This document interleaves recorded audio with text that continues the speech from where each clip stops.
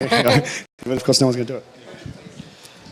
Was it an intentional decision in the design of the game to try and include both questions for film buffs and also questions that could be got by people who perhaps didn't know? Like in the film clip from The Good, Bad and the Ugly, there were some questions based on what was actually in the clip as well as trivia about the film's director and stuff? Yeah, definitely. That was a conscious decision of the designers. And also, originally we weren't sure what... it was going to be a culture game, so... Now, you worked a bit on Force Unleashed as well? A little bit. I've got my name in the credits, but I only did very little on it, so... Oh, it's still pretty good. Yeah. Who actually played Force Unleashed? Who's can't wait for Force Unleashed 2? Have you seen the trailer? We might play the trailer sometime this week. You've seen it looks pretty good. Now, I know there was a lot of people, especially with Force Unleashed, weren't happy with the Wii version, but... I know there was, like, especially yesterday, I know a few people are going, what's wrong with Wii's and stuff? Like, I actually, I don't mind the Wii, actually. I think with any sort of technology, it's usually you have certain sort of things that aren't going to, please maybe a major gamer, but it actually opens up game to other people. And I think that's how you should actually see some of these other products, that all these things legitimise gaming, because you actually hear a lot of in maybe some of the mainstream media where they do the story about gaming and then they do the condescending smile at the end, like, oh yeah, aren't they silly, sort of thing. And it's like, yeah, forget it. But now it's, I think also because of the emergence of, Nintendo Wii, I know people kind of made a couple of comments about Project Natal or Connect, but I think these are all actually really good things, because it actually, one, shows people all the different type of technologies that are coming out, and actually gets other people interested in gaming and other kind of areas like that. But like, for example, with when I got Force Unleashed for the Wii, I just couldn't wait to be just slamming away and stuff. And it was interesting because I actually was trying to work out how to do the force power side, because who actually reads the instructions when you get a game straight away? Oh, wow. Well, that's interesting. That was a bigger response than I expected. I'm used to just open up, stick it in, and then just try by error and then go, oh, this game is garbage, and then just read it and go, oh, yeah, that's how it's done. But this is, I think, what was a really good thing about the Nintendo Wii, is that with, other people can actually do stuff. I was trying to work out how to do all the force powers, and I picked up the book, and my 2-year-old came in. And like, he'd seen a bit of Clone Wars very quickly. He knows who R2-D2 is, but that's about it. So he just walked up and he picked them both up, because he saw me doing it. Usually I don't try to play games in front of him. He picked it up and he just throws a stormtrooper off the thing. And I'm like, can you show me how to do that? And he can only say a couple of words. So it's pretty good. Any more questions for Glenn? So we've still got a few minutes.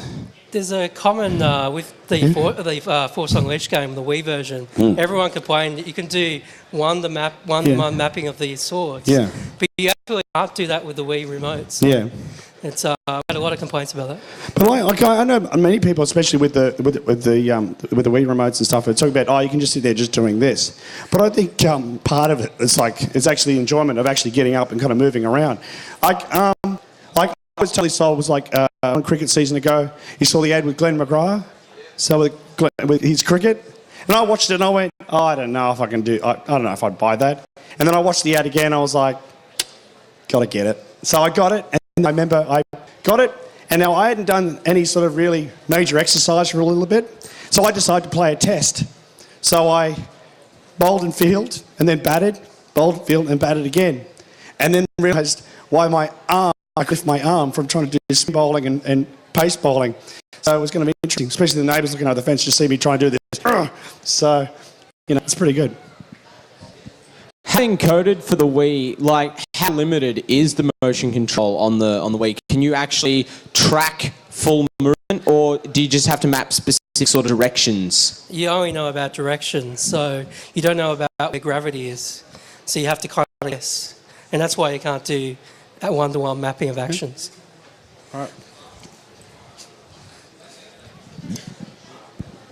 What's your favourite game you've worked on and why? Viva Pinata, and probably just because it's so colourful and fun game to play. Okay. Do we have any more questions at all? Anything else for Glenn? Okay, well, we've got one more. We'll do the one more and then we'll wrap it up.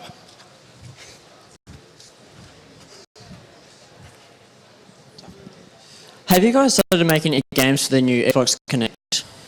I'm not sure. I mean, Chrome, I don't work there anymore. They've been doing a lot of, they've got about 7 projects on the go at the moment, and they're mostly very programmer-intensive ones. So there's like a game that was released recently called Arcade Factory or something, where you can walk into an arcade. It's on Xbox Live, and they're the type of games they're doing now. So. Yeah. But with Unbelievable Games, like how many guys you got working for you at the moment? 3 guys. There's 3 guys, yeah. So and who are they? There's Alex Ringus, worked 4 years in games, I think, and 7 years in film audio. Yeah. Jeremy Robinson, who's worked 4 years in game design. Yeah. I've got a pretty talented 2D artist, Benjamin Podroj. Okay. He's just graduated from University of New South Wales. Yeah. So what would you suggest to the audience out here that maybe look at maybe a career in gaming about maybe even in their own studio? So yeah, I mean, definitely indie games, I reckon, has a big place in the Australian games industry, because you can make games.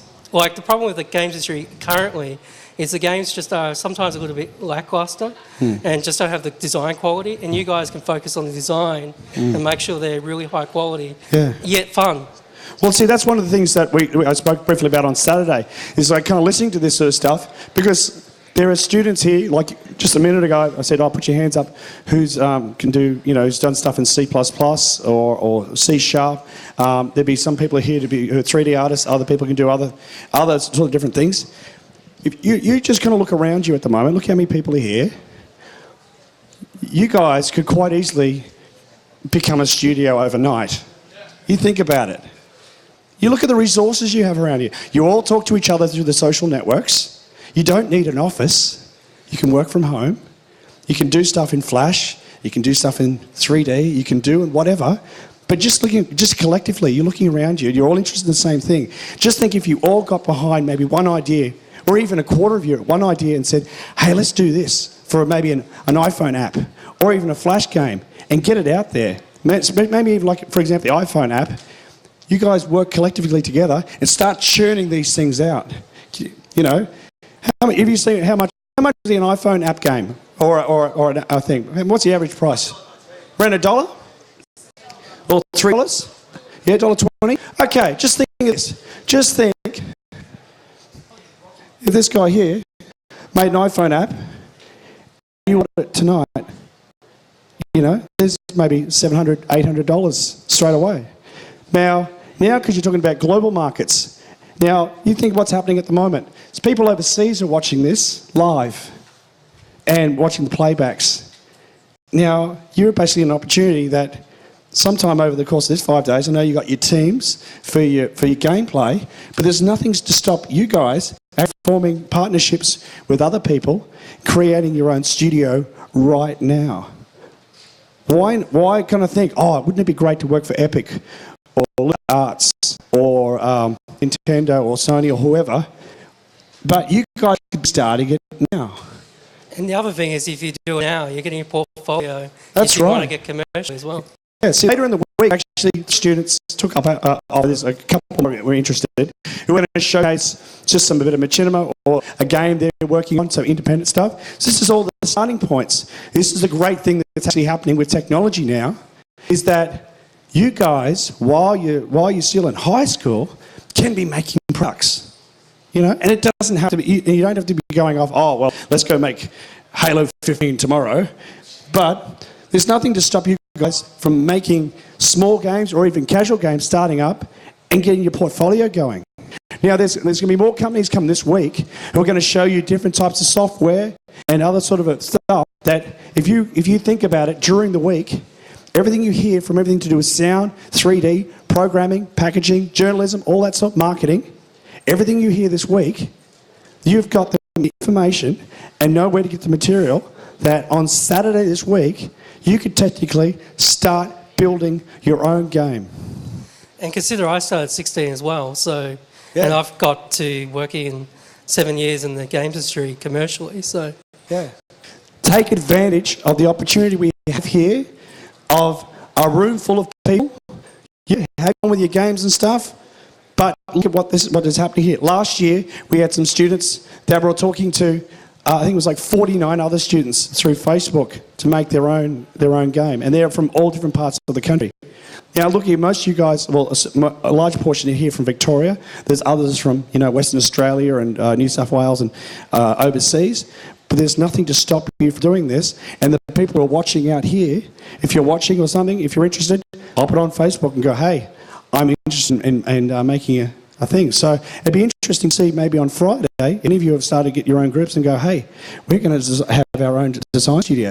So think about that. All right. I think we'll wrap that up because we'll go straight into the challenge. Please give a massive applause.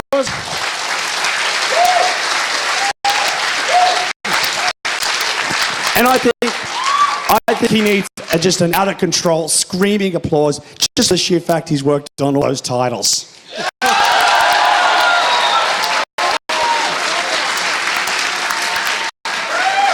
All right, we're going to quickly start for game challenge. So, we'll be back with you in a second.